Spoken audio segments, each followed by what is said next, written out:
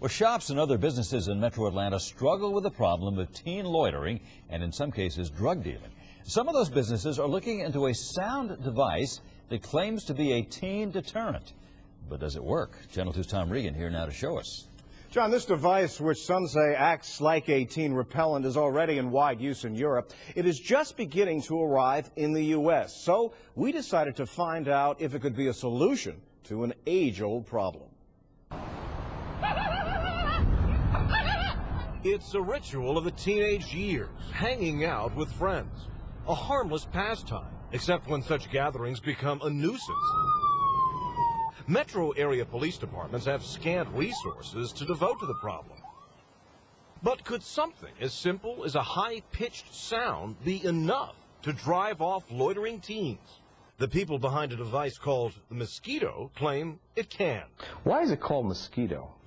Probably because a mosquito is associated with annoyance. You know, we've all had a mosquito buzzing around your head, and you just kind of want it to go away. Watch how these teens disperse within minutes after the device is switched on outside a London theater. The Mosquito emits a high-frequency tone, 85 decibels, that can only be heard by young people, typically under the age of 30. Because we know that as we get older, we begin to lose our hearing.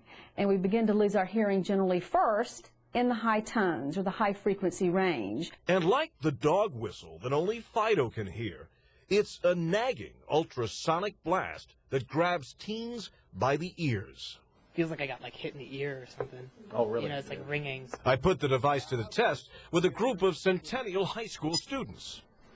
Oh, that seems louder. Yeah, it seems louder now. It's pretty intense. It kind of makes a pulse in your ears, and you feel it in your head, so it's kind of like a headache. Some students told us, although unpleasant, they could handle the sound.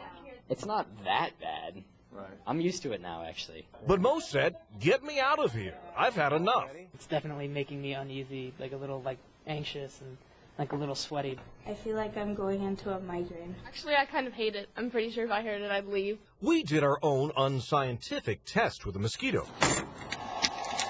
We placed it within earshot of a group of teens hanging out near a school.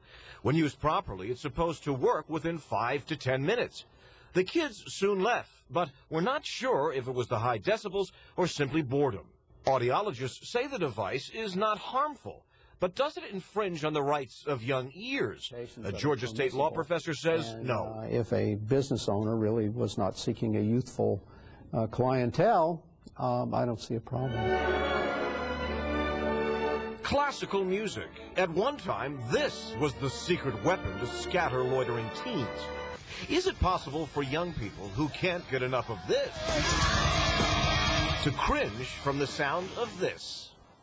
It's definitely in the back of your head. You just keep, it keeps doing that pulsating pressure type thing. It's very irritating. Amen.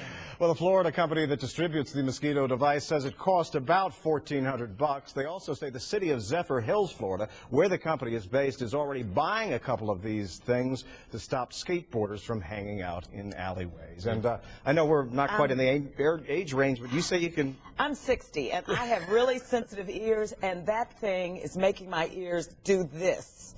It's like going into the back of your head. And it's driving me crazy. You got to get out of here. Driving my co-anchor Or else I'm leaving the set. That is awful. On the other hand, I can't hear a thing. All right, sure.